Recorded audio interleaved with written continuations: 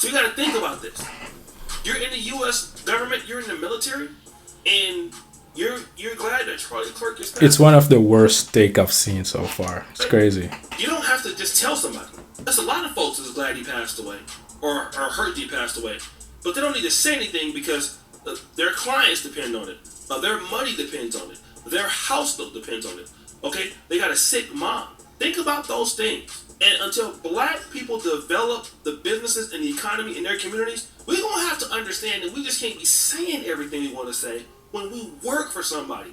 When you work for people and they own stuff and you don't, you can't run your mouth about everything. Like, I'm going to be honest. I didn't know that Charlie Kirk was as popular as he was. I'm going to be honest, I didn't know. Most of us didn't know how famous and how powerful that he actually was with what he was doing. I thought he was a guy on TikTok running his mouth. I'm finding out now that the guy is a much bigger deal than what we thought, especially to the right. So this guy has been killed. White people are already up in arms about what happened with Irina Zarazuka. So the way that Trump can consolidate more power is to punish you. Conservative businesses are to punish you. Black people got to see the play. Punish, bro? What about justice? You call it punishment? This guy's kind of crazy. That's what I'm realizing. I know he's crazy, but for him to say this, it's actually even crazier. And understand what is at stake right now. Okay? Greg got stopped on a train for just being on a train, and this guy just got assassinated for his views. Black people, wake up. You don't own business, so you can't go around saying he deserves it, okay? Wait till you build up business, then you can revolt against it. And yeah, so you have voice now because you can employ all these crazy people that will say, yes, assassinating a guy for his belief or his views.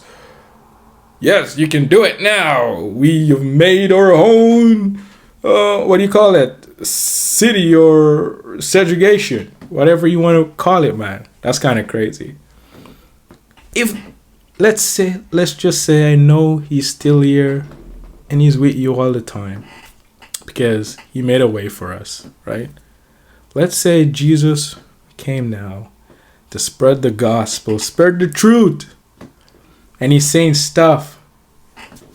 These trans people, these gay, these Democrats that support abortion and adultery, and you're divorced and you're married your brother's wife, and all these crazy stuff that happened. And Jesus come. And he's telling you all these things you're doing is wrong. You need to forgive. You need to repent. You need to find back the Father. All this stuff. Because Jesus, he didn't came to be harmonious and bring people together. He came with a sword to divide. Let who have ears to hear. Whatever. Right? He came to separate sons from father, mother from father, brothers from brothers, sister, all that. He came to separate all of everyone.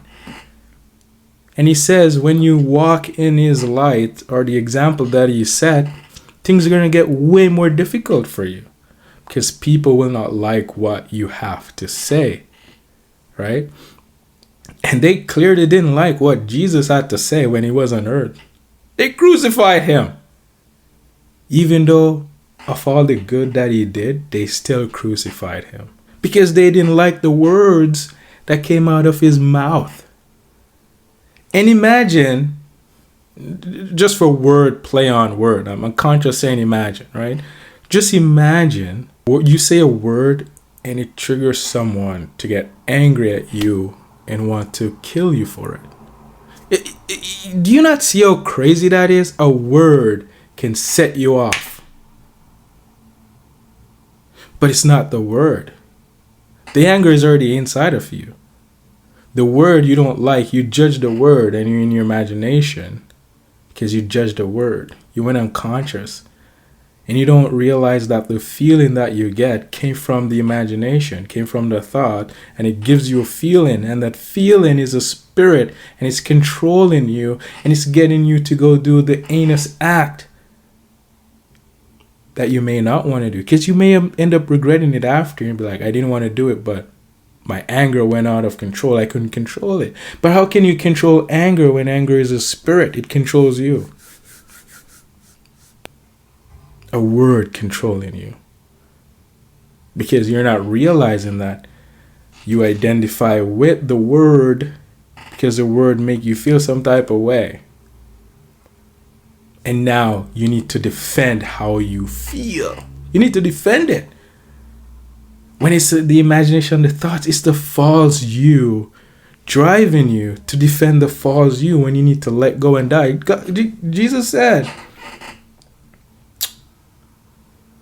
if someone slap you on the right cheek, turn the other cheek.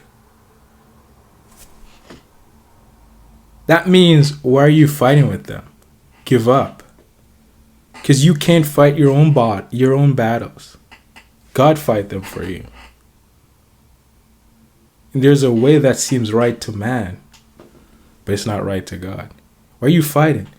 You fighting and defending that ego is going to cause way more problems. Because you're now the devil inside. Both of you are fighting.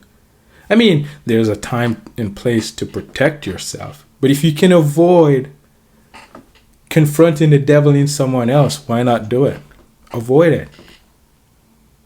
Because you can't win with the devil. You're asking someone unconscious to be reasonable.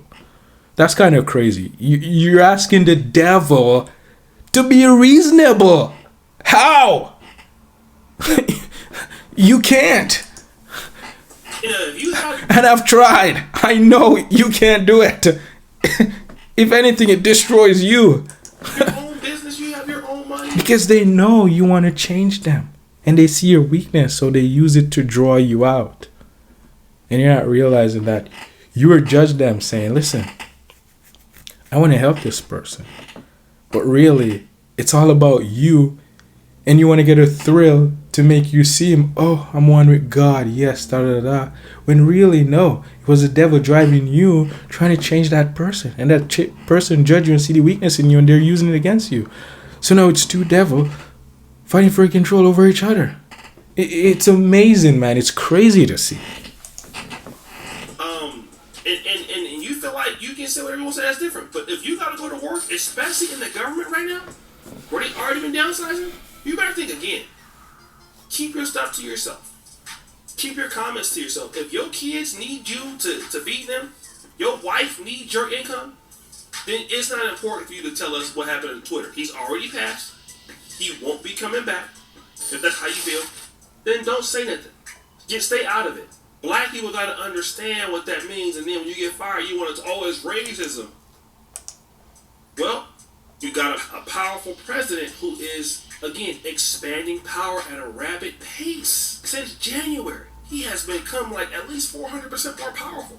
And it's not going to end well for you. Because once you get fired, I'm going to tell you right now, ain't nobody in the black community going to come and help you. We don't even have no business to hire you like that, for real. You better watch. Proves the point that black people ain't creating anything, bro. Not all, but most. What you saying right now, if you got kids, you got bills, you need your job, keep your comments to yourself. Get your money, work with your community, invest in your people, and try to make changes.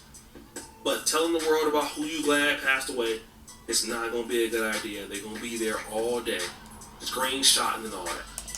So you're telling me even though people want to say it, they're reframing themselves from saying it because they have something to lose. So you're only really not saying anything because you have something to lose. So you have hatred in your heart for this man. And anyone that has hatred has anger. And it does separate you from God. Because Jesus said, anyone that has anger is liable to judgment. Because it's the anger inside of you, controlling you and leading you to judgment. You must go and forgive. And you can't ask people for forgiveness because they don't forgive. Their human nature is so evil, it's insane how evil it is.